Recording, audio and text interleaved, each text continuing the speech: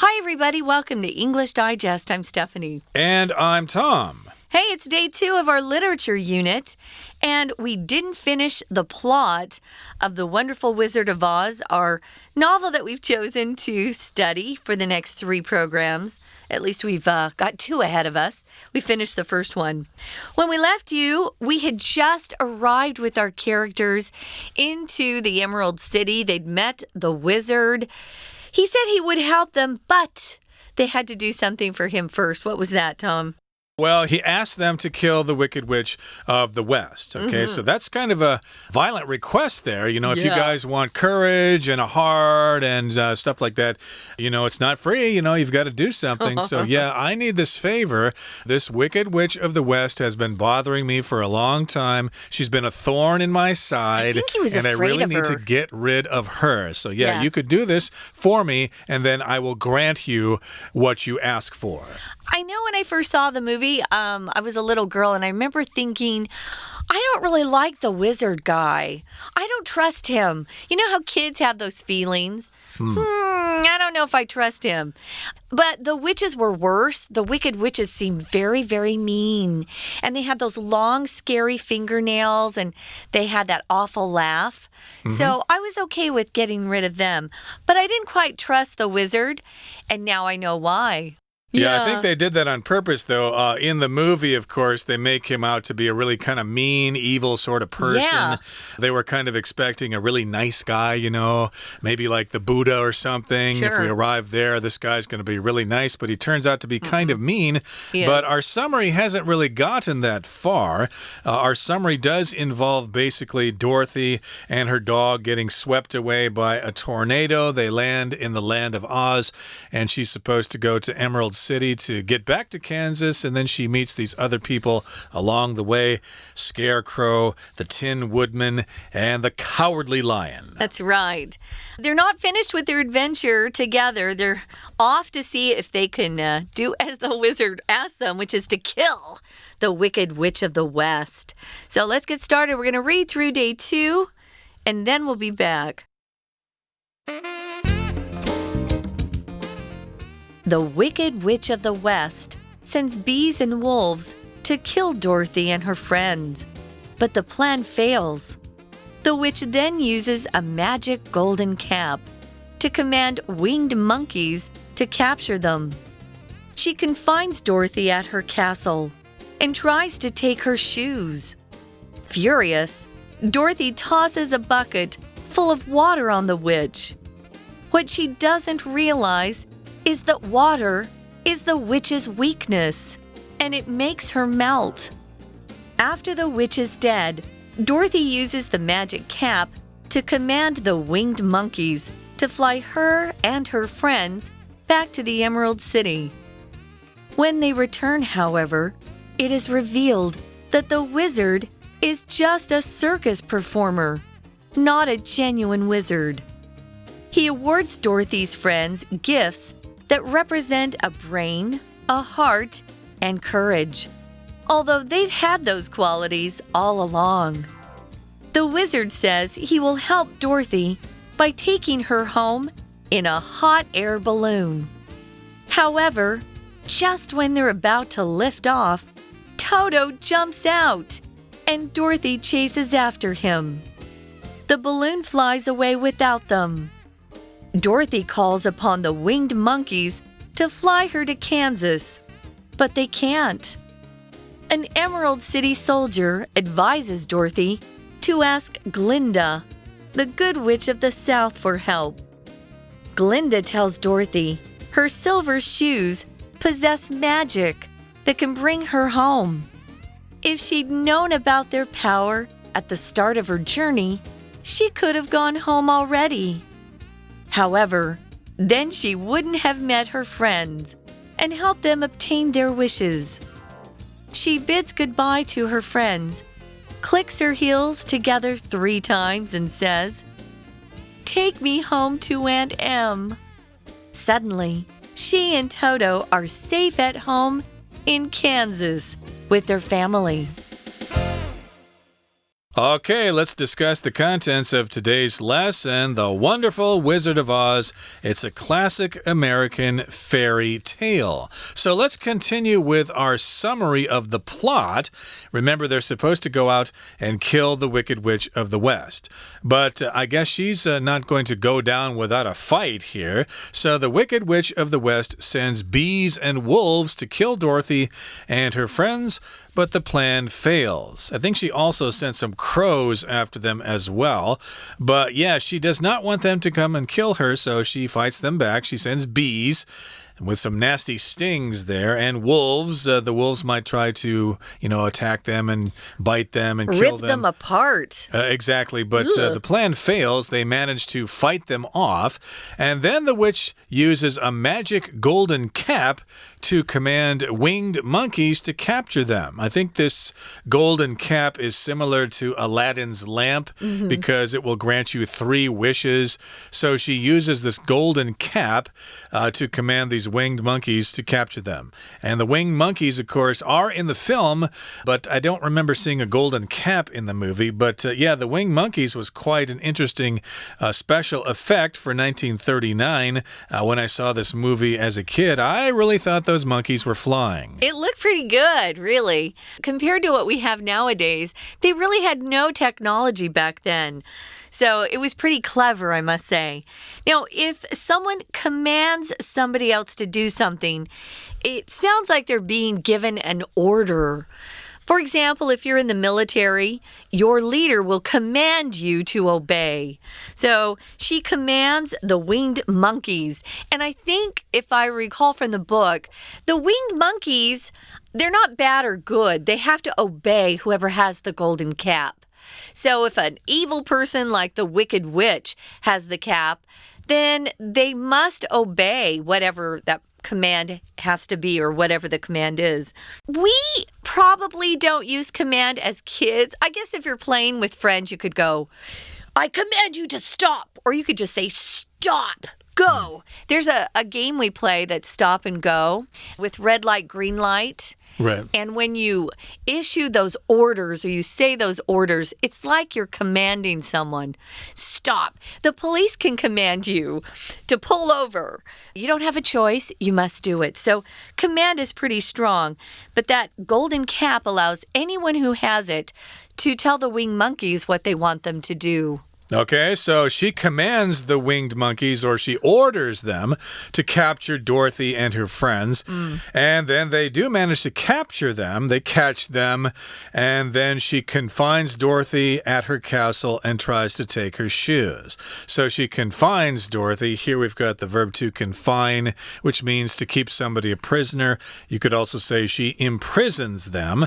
And so Dorothy is kept in the castle, and then the witch tries to take her silver slippers. In the book, they're the silver slippers, and in the movie, they're the ruby red slippers.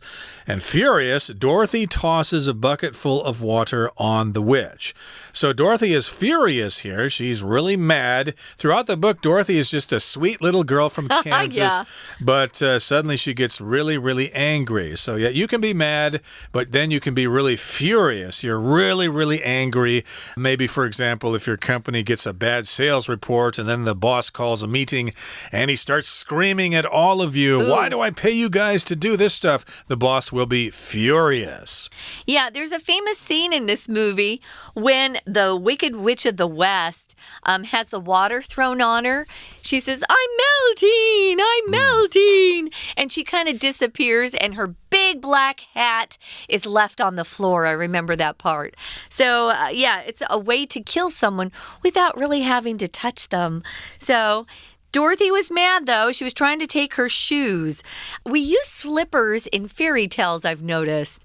For example, Cinderella, we never talk about her glass shoe. We talk about her glass slipper. But our slipper aren't your tuoxies in Taiwan. They're beautiful, beautiful shoes for girls that you can wear outside, but you especially wear them to a dance or prom, a ball, something like that. So she didn't want to give up her shoes and doesn't even know that she has the power to hurt the witch, but she does with water. It's kind of like Superman. His weakness is that kryptonite, and when he's around it, he has no power.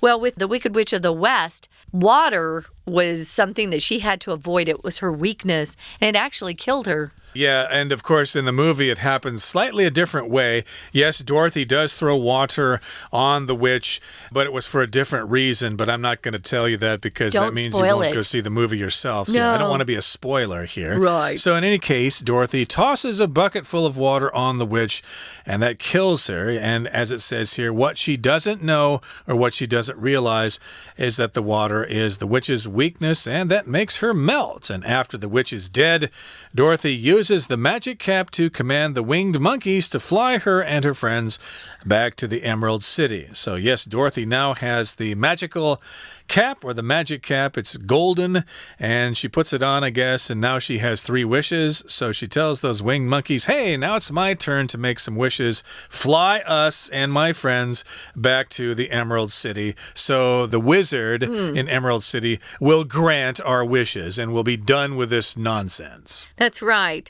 Before we move on, it's probably a better time to take a break here. So we're going to take a quick break, and then when we come back, we'll continue on with the plot by starting into, I think, paragraph 2. So stay tuned. 大家好，欢迎收听 English Digest， 我是哈利。我们今天要阅读的文章是 Unit4 文学单元的第2天课程。文章的一开始提到陶乐斯一行人遭受西方邪恶女巫的攻击。我们看到第1段的第2句，女巫使用魔法金帽命令有翅膀的猴子捕捉它们。动词 command 有命令的意思。Command somebody to do something 就是命令某人去做某事。例如 The general commanded the soldiers to retreat to their base. 将军命令士兵们撤回基地。Command 后面也可以接 that 名词子句。That 子句里要用主词加 should 加原形动词。should 可以省略。The king commanded that the criminal should be executed immediately. 国王命令立即处决这名犯人。另外 command 当动词的时候还有俯瞰的意思。I want to book a room that commands splendid ocean views. 我想订一间能够俯瞰壮丽海景的房间。我们接着看到第1段的第4句，愤怒的陶乐斯朝女巫扔了一桶水。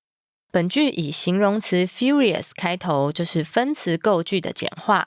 原来的句子为 Dorothy is furious and Dorothy tosses a bucket full of water on the witch.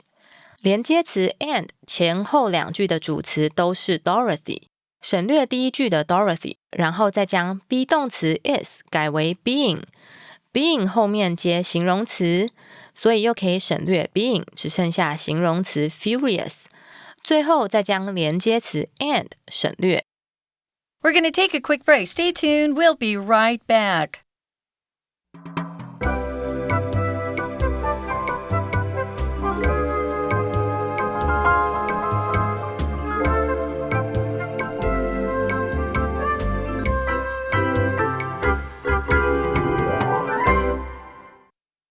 Welcome back, guys. We are talking about the classic novel, The Wonderful Wizard of Oz, that most people haven't read, but they have probably seen the movie. Tom was telling me it used to be on every year when we were growing up. I don't remember that. I remember the first time I saw it. And I liked it. It wasn't my favorite. I actually preferred Gone with the Wind, even as a little girl. So it's a fun movie, though, for kids. And for adults, too. There are things to learn. There are lessons to be learned in this movie. And, of course, in the book. And I'm with Tom. If this is free now because the copyright laws have passed by, you should download it and read it. It's got some great scenes in it, some great vocabulary. Okay, let's continue on, guys. Remember, Dorothy is commanded to kill the Wicked Witch of the West, and you know, she probably doesn't want to kill anyone. She's a sweet little girl. But the witch does something that makes Dorothy really mad. We're using that word furious. Furious is a lot stronger than just angry or mad or upset. So use furious when you mean it. Furious. She's furious and tosses a bucket of water on the witch, which melts the witch, and that kills her. Yay! Then Dorothy grabs that magic cap. It's the golden cap. And if you have it and you're wearing it, you can command the winged monkeys to obey you. And she wants them to fly her and her friends back to Emerald City. Okay, so they return to Emerald City. However, it is revealed when they get there that the wizard is just a circus performer, not a genuine wizard. And that's pretty much what happens in the movie as well. He's kind of a fraud. Yeah, he's a fake. He's really not a powerful person. He's a phony. He's a phony, exactly. So, yes, he is not a genuine wizard. So here we've got genuine, which means the real thing, okay? Maybe you buy a leather jacket or something, and you look for the label that says genuine leather. It's not vinyl, it's not fake, it's actually leather, the skin of a cow, genuine leather. Or a diamond. Is this diamond made from glass, or is it genuine? Is it the real thing? Or maybe you've gone shopping for some gold jewelry. If it's real gold, they actually will stamp on a part of the necklace or bracelet. It'll say 14K or 10K. Or if you really are lucky, it'll say 18K. So, yeah, that's genuine stuff. Well, he's not genuine. He's fake. But he awards Dorothy's friends gifts that represent what they'd ask for: a brain, a heart, and courage. So if you have something that represents something else, it's like saying it stands for that thing. For example, I think for a long time, red roses have represented romantic love. So don't give red roses to your best buddy. Your best buddy might look at you and go, "Oh, you're in love with me?" Ooh, a dove has always represented peace.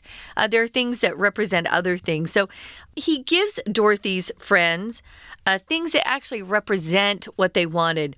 If you award something to someone, it means they've won something. It's a present. But usually if you award somebody, it means they've, either finished some sort of competition or they've been competing for something. They earned it. Right. So, yeah, you get awarded something if you win a competition.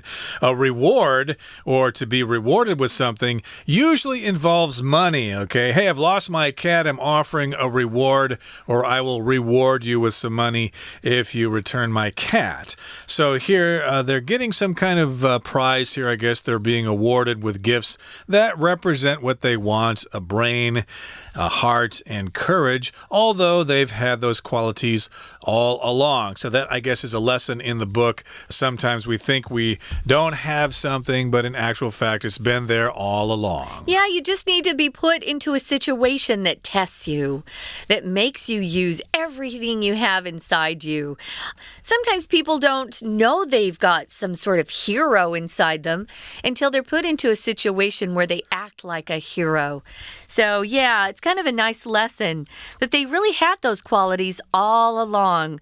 So as you're reading the book or watching the film, notice that these characters actually use these qualities that they think they don't have. It's kind of fun to watch for.